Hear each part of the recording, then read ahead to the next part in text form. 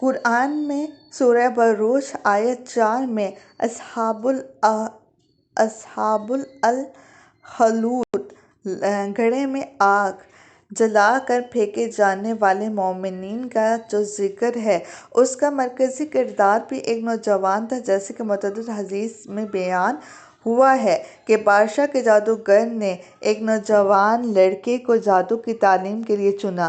گھر سے محل تک کے راستے میں وہ نوجوان ایک راہب سے توحید خداوندی کی تعلیم بھی حاصل کرنے لگا اور بزرگ کی تربیت سے صاحب کرامت ہو گیا اور اندھوں کو بینا اور کوڑوں کو درست کرنے لگا۔ اس وقت بزرگ راہب نے اس نوجوان سے کہا، صحیح مسلم میں ہے کہ بیٹا، جب تم مجھ سے افضل ہو، تمہارا علم اور تقویٰ کا معاملہ جہاں تک پہنچ گیا ہے میں وہ دیکھ رہا ہوں، اور عنقریب تم آزمائش میں ڈالے جاؤ گے۔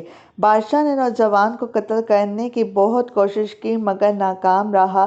بالآخر لڑکے ہی کے کہنے پر کافر بادشاہ نے بسم اللہ رب الغلام، یعنی اللہ کے نام پر جو اس نوجوان کا رب ہے، پڑھ کر لڑکے پر تیر چلایا اور اسے قتل کرنے میں کامیاب ہو گیا۔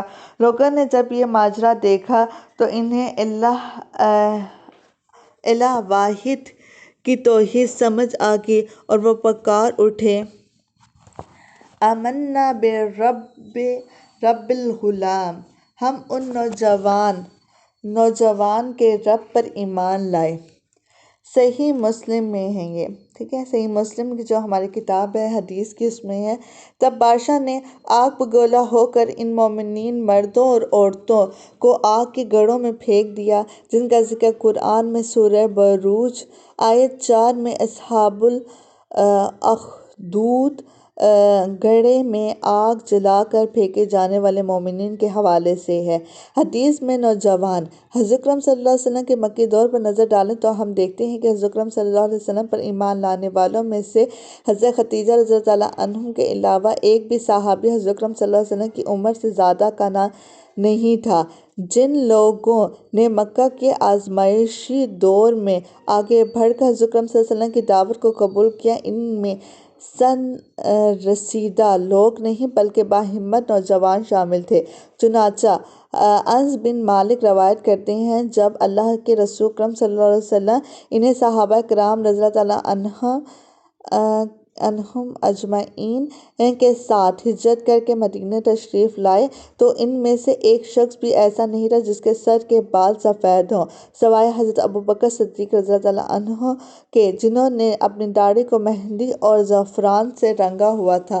صحیح بخاری میں ہے، یعنی حضرت اکرم صلی اللہ علیہ وسلم پر نبوت آنے کے 13 سال بعد بھی مکہ سے ہجرت کر کے آنے والوں میں صرف حضرت ابوبکر صدیق رضی اللہ عنہ کے سر کے بال سفید ہوئے تھے۔ جس وقت حضرت اکرم صلی اللہ علیہ وسلم پر نبوت آئی تو اس وقت مکہ میں علی رضی اللہ عنہ بن ابی طالب، عبداللہ رضی اللہ عنہ بن مسعود، جعفر طیار رضی اللہ عنہ، طلحہ رضی اللہ عنہ بن عبید اللہ، زبیر رضی اللہ عنہ بن عوام، مصعب بن عمیر وغیرہ کی عمریں 20 سال سے کم تھیں۔ اس طرح بلال رضی اللہ عنہ حبشی، عبدالرحمن رضی اللہ عنہ بن عوف اور صہیب رضی اللہ عنہ رومی کی عمریں 20 اور 30 کے درمیان تھیں۔ عمر فاروق رضی اللہ عنہ، حضرت عثمان رضی اللہ عنہ بن عفان، حضرت زید رضی اللہ عنہ بن حارثہ 30 اور 35 سال کے درمیانی عمر کے تھے، اور حضرت ابوبکر صدیق رضی اللہ عنہ 38 سال کے تھے، یعنی حضرت اکرم صلی اللہ علیہ وسلم سے 2 سال چھوٹے۔ گویا حضرت اکرم صلی اللہ علیہ وسلم کی پکار پر لبیک کہنے والوں میں تقریباً سبھی نوجوان تھے۔ اب اگر آپ دیکھیں کہ جب سبھی نوجوان تھے تو پھر ہمارا کیا حال ہے؟ ہم تو اپنے آپ کو سمجھتے ہیں کہ ہمارے پاس تو ابھی بہت وقت ہے۔ آگے دیکھیں، یہ ایک تاریخی حقیقت ہے کہ حضرت اکرم صلی اللہ علیہ وسلم کی برپا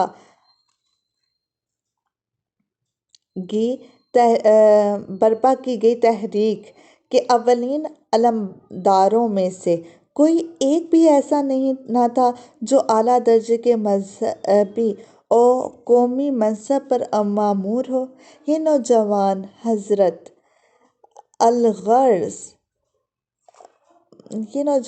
حضرات اغراض کے بوجھ تلے دبے ہوئے نہ تھے۔ ہمیشہ ایسے ہی آزاد فطرت نوجوان تاریخ میں بڑی بڑی تبدیلیاں پیدا کرنے کے لیے اگلی صفوں میں آیا کرتے ہیں۔ یہی وجہ ہے کہ قریش کے سرداروں کی ظاہر بین نگاہیں حضور اکرم صلی اللہ علیہ وسلم کی چلائی ہوئی تحریک کو شروع میں یہ سمجھتی رہیں کہ یہ چیز نوجوانوں کو سربراہ پن ہے، نوجوانوں کا سربراہ پن ہے، لیکن 4 دن میں دماغوں سے ہوا نکل جائے گی۔ آخر ہمارے سامنے کون دم مار سکتا ہے؟ نبوت آنے کے بعد نبی اکرم صلی اللہ علیہ وسلم نے اسلام کی دعوت دینے کے لیے تمام خاندان عبدالمطلب کو کھانے پر بلایا۔ اس مجلس ضیافت میں حمزہ، ابو طالب اور عباس جیسے اہم لوگ بھی شریک تھے۔ کھانے کے بعد آپ صلی اللہ علیہ وسلم نے مختصر تقریر کی اور فرمایا کہ میں جس پیغام کو لے کر آیا ہوں یہ دین اور دنیا دونوں کا کفیل ہے۔ کون اس مہم میں میرا ساتھ دیتا ہے؟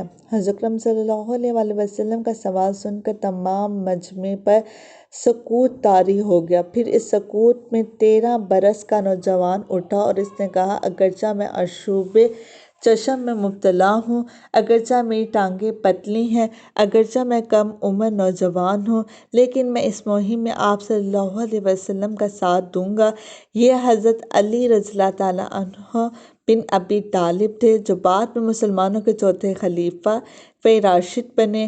یہ منظر دیکھ کر حاضرین نے زور سے قہقہہ لگایا۔ اس قہقہے کے ذریعے خاندان عبدالمطلب کے بڑے بوڑھے یہ کہہ رہے تھے کہ یہ دعوت دینے والا محمد صلی اللہ علیہ وسلم اور یہ اس دعوت پر لبیک کہنے والے نوجوان علی رضی اللہ تعالیٰ عنہ کون سا کارنامہ انجام دے لیں گے؟